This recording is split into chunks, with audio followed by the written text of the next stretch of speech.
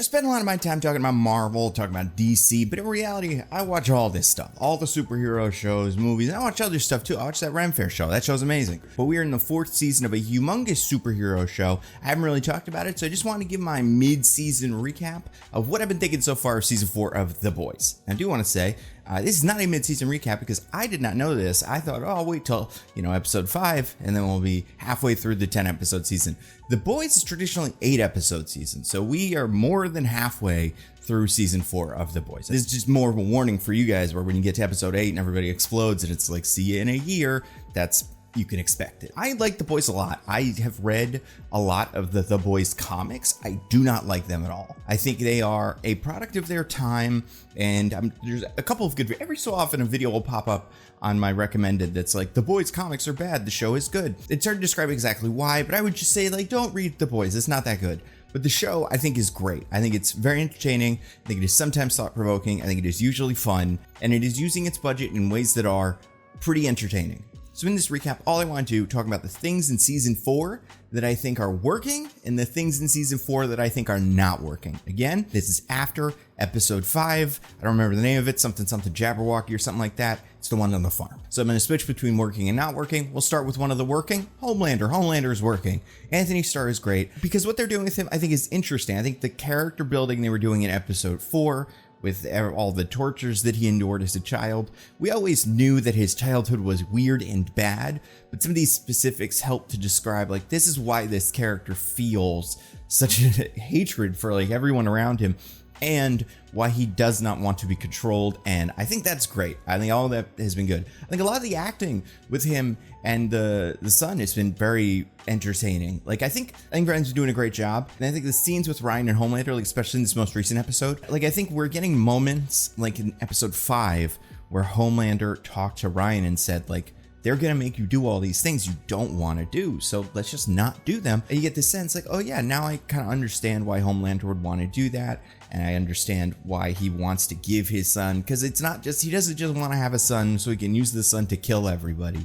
He thinks he's doing the right thing, and I think that's very compelling. I think Anthony Starr is just really good in this role. My Mostly Nitpicking podcast, DJ, brought this up, and I think it's true. He's not going to, Homelander, Anthony Starr is probably not going to get an Emmy because it's a superhero show, even if he's very good in it. And he's going to have to go up against House of the Dragon and the Bear and stuff like that. But I think we should maybe invent an award for him. There's just the awesome award, the really good job award for him, just so he can have an Emmy for this performance, even if it doesn't mean yeah, he didn't do the best acting, but he's been doing something really incredible. And I guess the award is he's going to get lots of money and be in lots of stuff. But I don't know. He's very good. So that's a working, a not working. Here's the main not working that I've seen everybody talk about, but I gotta mention it. The Frenchie plotline's not working.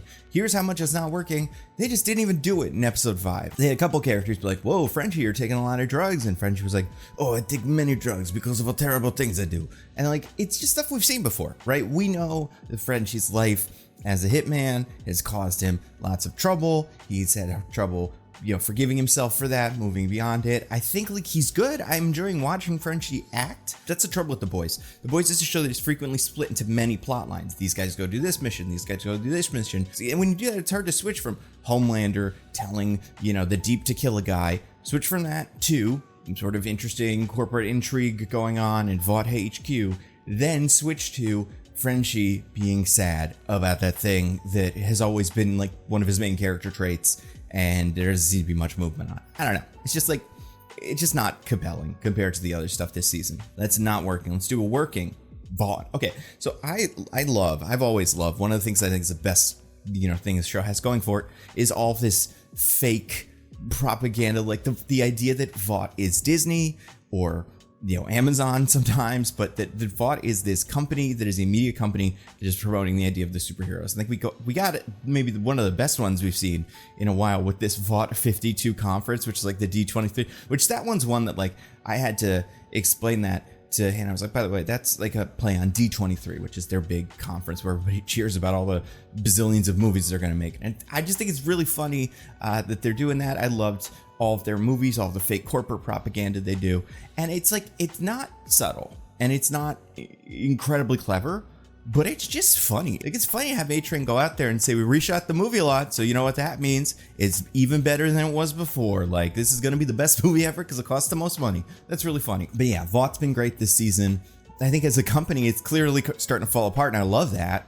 I love, like, because now the superheroes are in charge. Like, crime analytics just doesn't work anymore because the Deep's an idiot. I think that's very funny. But I don't know. I think there's a lot of people doing a lot of great work on The Boys, and one of the people that's doing that is all the set dressing, everybody that's, you know, putting billboards behind every shot and, you know, ads on buses and stuff like that, because you cannot, like, I've never seen a show like this, and I've seen many shows set in a universe like this where you cannot look at a frame of it and not go, oh, this is The Boys universe, because there's advertisements everywhere for all the stuff in the universe. I think that's great.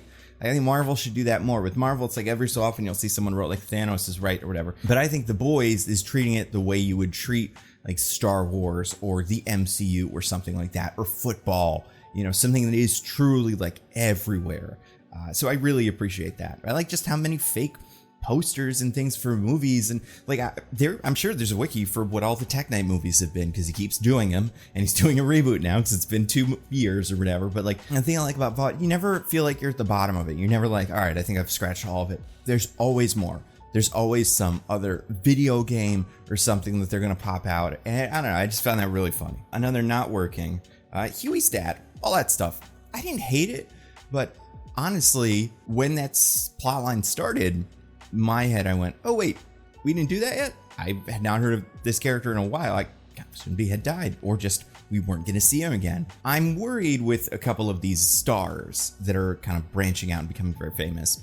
You have Anthony Starr, who is, I'd say, still very much involved in this show. And I don't think, this isn't a case of like Stranger Things necessarily, but I worry slightly that we're getting into that space where the show's gotten so big and the actors have gotten so big that like your Carl Urbans who are doing the Mortal Kombat movie and your Jack Quaids who are doing Oppenheimer and the Superman cartoon and other stuff, they're all getting busy and booking other work. So the show has to kind of be written so that some of these really compelling characters have to do their own thing. They can't play with the rest of the group because their schedule is so limiting. I'm not convinced that's what's happening, that I don't think it's that surprising that this season, who I would say are probably 2 of the biggest stars in the show, are doing plot lines that they usually kind of go off on their own.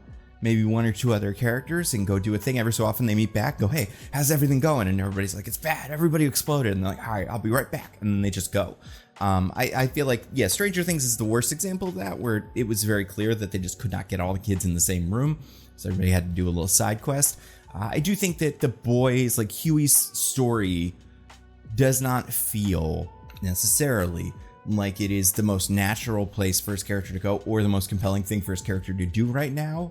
But it does feel like something that can be just a little Huey diversion, you know, something for Huey to be up to. I enjoy Simon Pegg in it. I think he's good, but I don't know. I just haven't really been super into what Huey's been doing this season.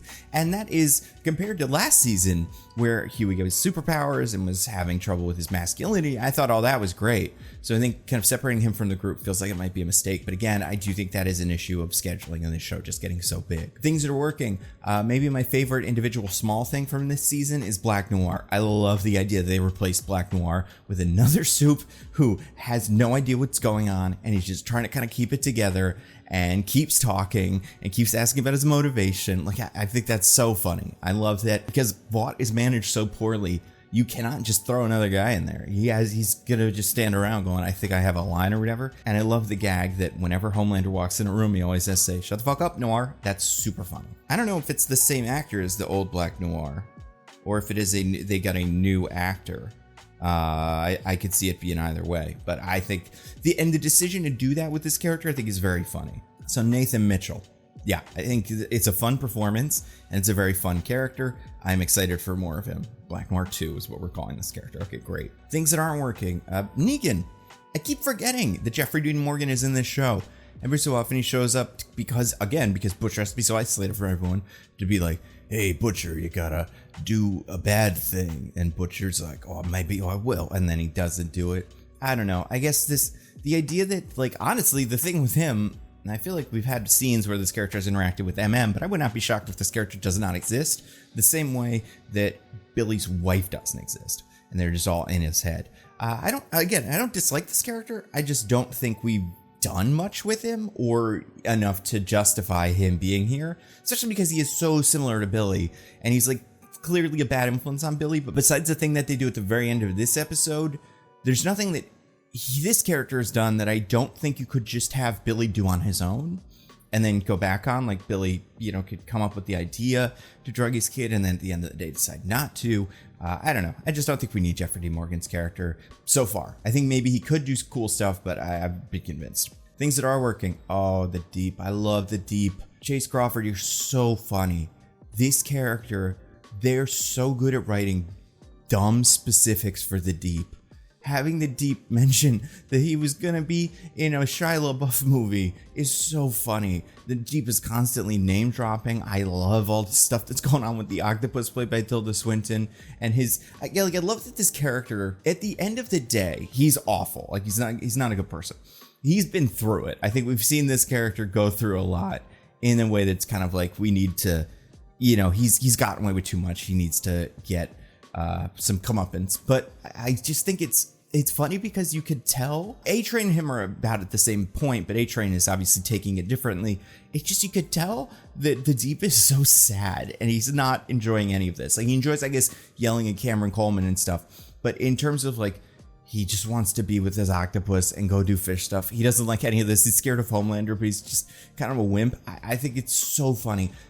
He's also just so good at being all cringy. The song that he did with Firecracker was fantastic. Anytime the Deep is in front of a camera, I think it's great. The idea that one bit from last season became a meme where he turns around and walks back out, it's just like his presence is so excellent on this show. And to Chace Crawford's credit, besides being funny on this show, he's also doing like commercials for energy drinks or something, like in real life as the Deep and being a jerk. Like I think, okay, here's part of it.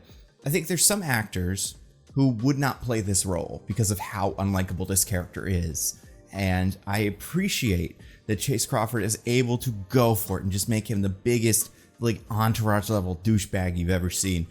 I would recommend anybody, because they made a book in, I think it was last season, maybe it was season before, that was from the Deep. It might have been called Deep Thoughts or something like that. I don't remember. But that book was never released. It's not a real book like the Ant-Man book. But what they did, because Amazon owns Audible, they made a fake, like, Terry Gross style interview with the Deep and his wife at the time about the book.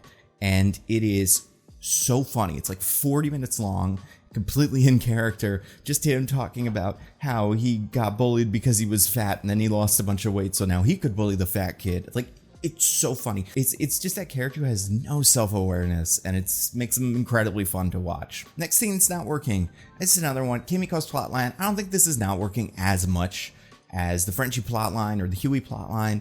It's just something that, like, if you ask me, like, looking back, what's Kimiko been up to this season? It's just been her going like, hey, Frenchie, you want to be friends again? And Frenchie has gone and done drugs, and she has this thing with the other trafficked children, which I think is interesting as a way to kind of get at this issue that Firecracker keeps bringing up. And it's like, no, she does care about that.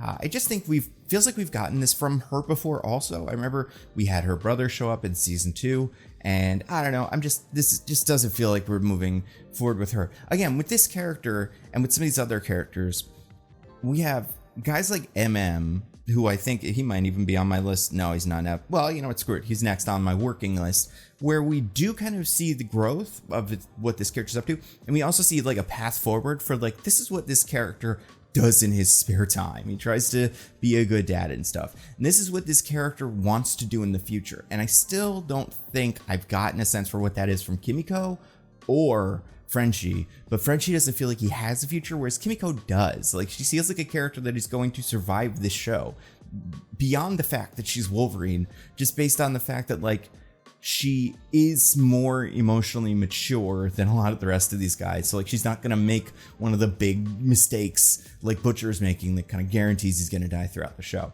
But I do like Kimiko in the show a lot, and I think her energy is great.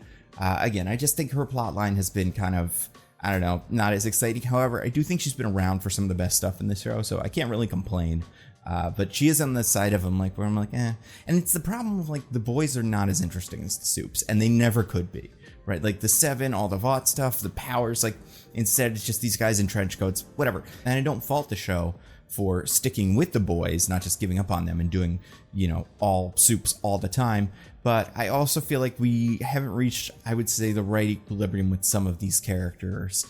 And Kimiko's one of them, although she's not my biggest problem character. And like I said, I think MM's been good. I like him in the field. I like him as the leader. I like him, you know, having like a vision for this team. Yeah, I just think he's funny. I like the idea of he's flipping A-Train. Like, that is an interesting move that no character besides MM would have really tried. So I think that's pretty interesting. And yeah, I just think Laz Alonso's funny. I think he's great delivery. He makes great faces.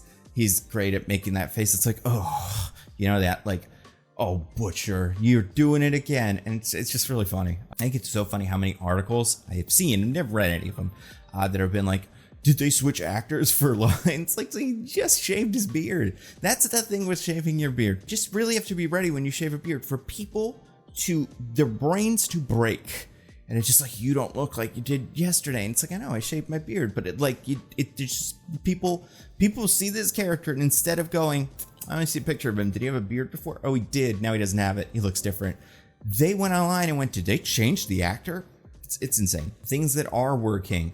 The weird sex stuff. So this is one thing I really appreciate this about The Boys.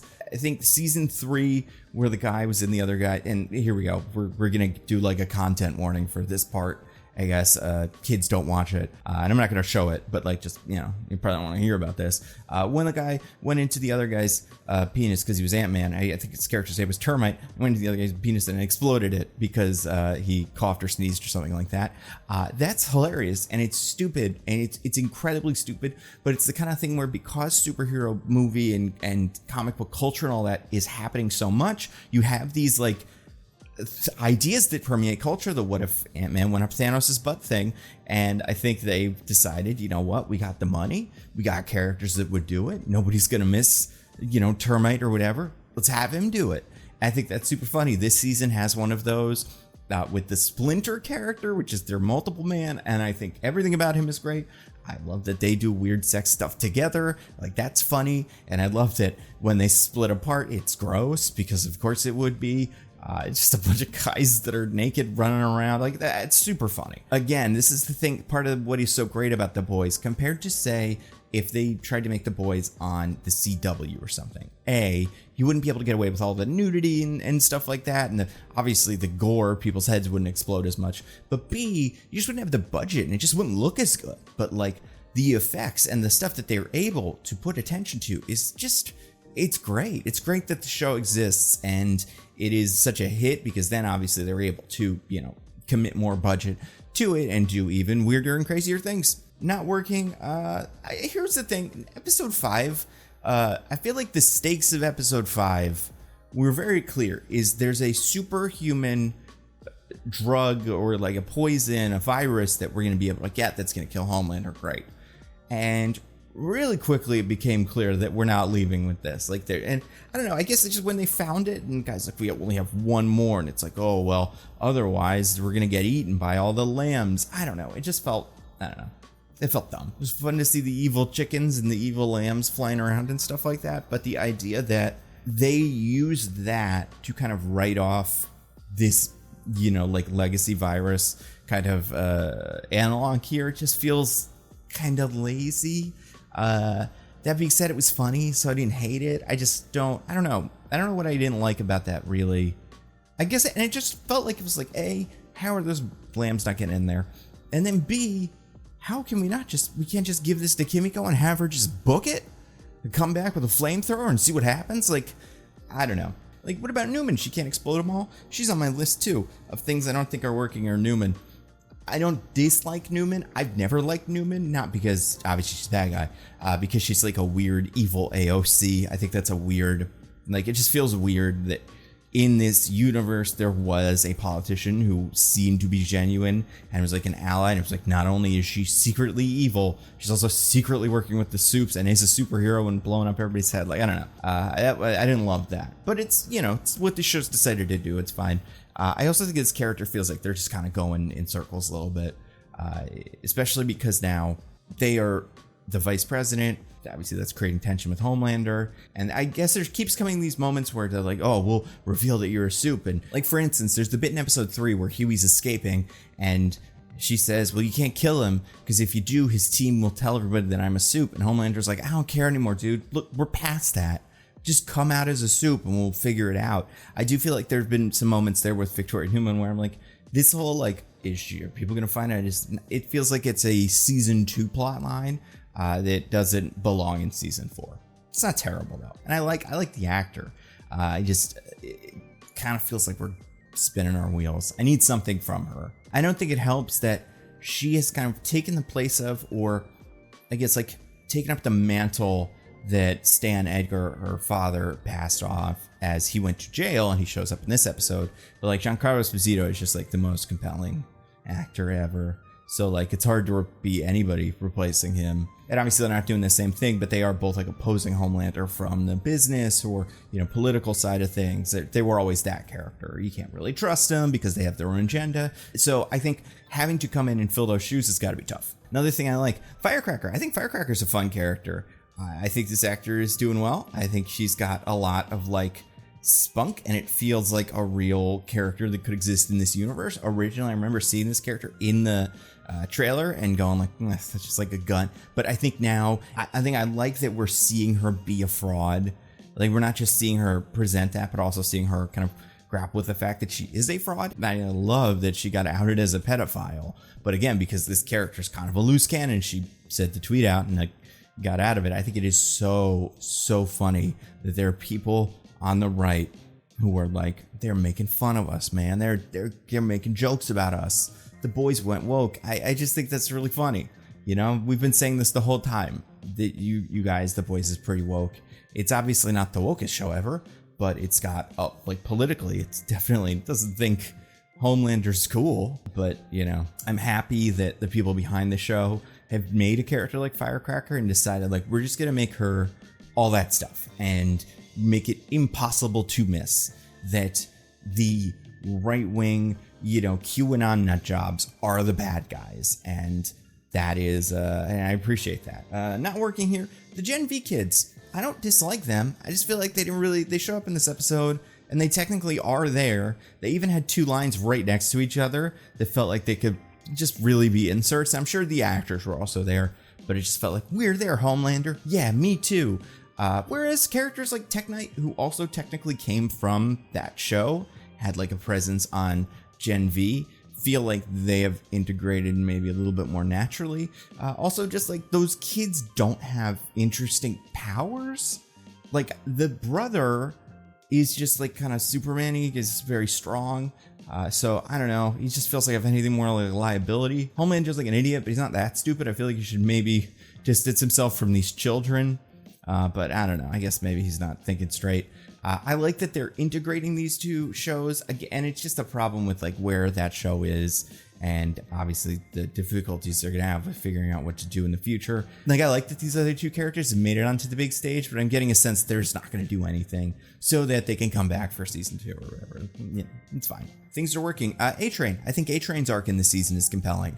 I like the actor, I like Jesse T. Usher, and I think the idea that he is just done with this and, you know, he's probably going to get caught, probably going to get his head ripped off or whatever, is interesting. I like that, like, speaking of characters, we've seen them develop in a way that is like, feels like we're adding as opposed to like Frenchie, where we just kind of keep recycling. Like he had his life saved by Huey. Him and Huey have this weird understanding. They both seem to get that the other one isn't a bad guy. He's just in crazy circumstances. And I like that, you know, A-Train, for all intents and purposes, has joined the good side. I'm interested to see how that plays out, but I like that now we have like a set of evil soups and good soups. I think that's fun. Other thing, Ice-Capades. That was great. That's another thing with this show. They're able to do such crazy things with all this budget. You didn't need that. You didn't need this to be like the Ice-Capades for Jesus scene in episode 3, but they put that in, and they not only actually choreographed it, actually got all the costumes. They got Andrew Rannells and James Monroe Iglehart to record a song. This is how good this sounded and how tricked I was. I didn't watch this in the episode. I turned on YouTube, and Vought International, a YouTube channel that I subscribe to, put this out, just 3 minutes, the whole thing, without anybody's head getting cut off, just like the full performance as they would perform it. And the music with Andrew Rannells and James Monroe Iglehart was so good, and it kind of overlapped, but in my head I was like, oh, did someone take this scene from The Boys and put this other professional song from like the Book of Mormon or something over it? And that's what I'm watching. But like, that's the thing. They don't just get some Broadway stars. They get some of the biggest Broadway stars to record and choreograph stuff, a very convincing song. And I don't know, I like the stuff where people are skating over each other's fingers and stuff. Like, I like the stupidity of it. I think The Boys is out to make some interesting political statements. It's doing great character building, and at the same time, it's the dumbest things you could imagine are happening. But I like that there's that balance. I have a third category, things I'm not sure if they're working yet. Butcher blackouts. It doesn't seem like it's something we're really focusing on. He's blacking out. He's got a little worm in his head or something. He's got those RFK brain worms, I guess. But it's a little weird to me that we've done more than half this season. This has only happened once, and we just kind of keep forgetting about it. I like what Butcher's doing with his son. Like, I think that plot line's great, and I like the idea that he is dying. And I'm sure they have something cool that they're going to bring out here that is what's actually happening. Is he turning into the Hulk? You know, is that what his new superpower is? I don't know. But I don't know. Just the blackouts for me, I have no verdict right now on whether I enjoy them or not. Starlight. I don't dislike her this season either. I think what they're doing with her is interesting. Again, a lot of what I don't know about her comes down to my big, question mark here, Sister Sage.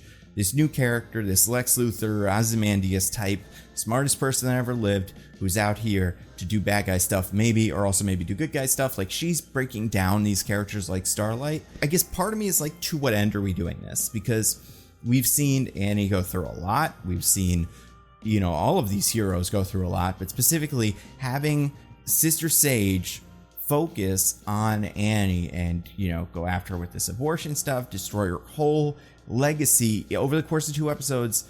I guess I need to know in my head, is this something that's going somewhere, or are we just like taking this out on Annie because we want to be edgy and cool and we got to do something? Because I have a feeling that we're going somewhere with this character, and I'm not saying that this character can't just be a bad guy who's out to cause mischief or whatever, or just likes Homelander or whatever's going on with them.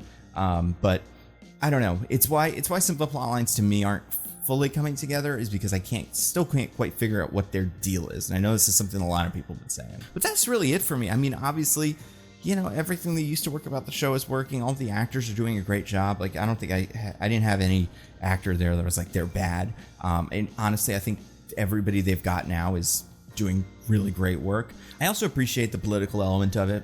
Then to make a prediction, I've said this already, but I do think episode 8, I guess, the end of the season, is going to be Homelander storming the Capitol. And I do think season 5 is going to be President Homelander. And it's going to be because we know that's the last season. And I cannot imagine the last season is not going to end with Homelander dying or something. So I think to make things interesting, we're going to have to make him more or less untouchable going into season 5 so that our heroes can break him down. And it's interesting. Like, I don't think he's going to suffer a loss. I feel like he's got to win. And for that to happen, I think Neuman's going. First of all, there's no way Neuman survives this season, partially just because of all the things that she's been doing. I feel like this character's been making a lot of mistakes and is putting himself in more and more danger. But also, she's the vice president. And if my main prediction that episode 8 is going to be superhero January 6th, she is the Mike Pence in that situation, or she's at least the vice president. So I do think there's a good chance she gets the Mike Pence treatment from the January 6th mob of supers. I hope there are soups. Like, I do hope this is a fight between superheroes and superheroes on the Capitol. I think that'd be fun. I think they've already done the QAnon shaman, but I would love to see like a character that is like a human, like the Man Bull kind of from She-Hulk, that is on the superhero side, just because I think that would be funny iconography. They've already mentioned January 6th once or twice. I think Homelander talked to Neuman. He said like, January 6th comes around, you better be ready or something. So I do think that is them maybe seeding that that's where the season's going to go. Also, I'm not the first person to make that connection. I just think that from a purely just like what would they do on a show like this to end the political season, that feels right. And also to set up the season 5, like, absolute finale, that feels right for me, is some sort of superhero January 6th. So yeah, overall, I'm into The Boys. I'm very into it. I look forward to the show every week. I don't know if it's the best season. Seasons 2 and 3 have been really good, but there's a lot of stuff in here I really like. A lot of the stuff that I really, really like is the Vought soup side of things, and some of the stuff that maybe I'm not as hot on is the stuff that the actual boys are doing. But, you know, I think that's a consequence of the stars being big and the show having a lot of ground it has to cover, and I'm excited to see how it covers it. So thank you for watching this. I'll make a video at the end of the season giving my thoughts, and if you enjoy this video and you've never seen these before, I have a whole nother channel called Nando V Movies, and that is longer form video essays, pitches, things like that. I've been talking about the X-Men a lot because of Deadpool and Wolverine coming out, and because of X-Men 97. I just released a video that's what the Marvel Cinematic Universe can learn from X-Men 97, so if you enjoy that, you're probably gonna like that video. My video that's gonna come out after that is my in defense of the X-Men movies nobody likes. And that's just me going through the 6 X-Men movies that get a bad rep and going, no, actually this scene was cool, we remembered it wrong, but this was good. Stuff like that. I think it's a really funny video. I think if you watch it, you'll go, you know what? That movie's still pretty bad, but that one scene was cool. And you'll maybe appreciate the X-Men movies a little bit more. That'll be on YouTube eventually, but if you want to watch it right now, you can watch it on this video's sponsor, Nebula. Oh, Nebula is the best. Nebula is a subscription streaming platform that I helped to create with a bunch of other YouTubers. All my videos go up there for Nando V Movies and the Nando Cut. My Nando V Movies videos go up one cycle early, so video goes up, the next video is already on Nebula. When that video goes on YouTube, the next video is on Nebula. Because my The Nando Cut videos come out quicker, I can't really do that, but I do have my Marvel lore videos where I focus on a character, talk about them, and it's usually because that character is being introduced to Marvel Snap. Those are also 1 week ahead now. So if you want to get a heads up on Arishem or Gwenpool, depending on when you're watching this, because you want to impress all your friends, those videos are on the Nando Cut early. There's also so much cool exclusive stuff on Nebula. The Jetlag guys just put together a new game show called The Getaway that comes out in about a week or two. I'm going to say without spoiling it, I think it is so funny.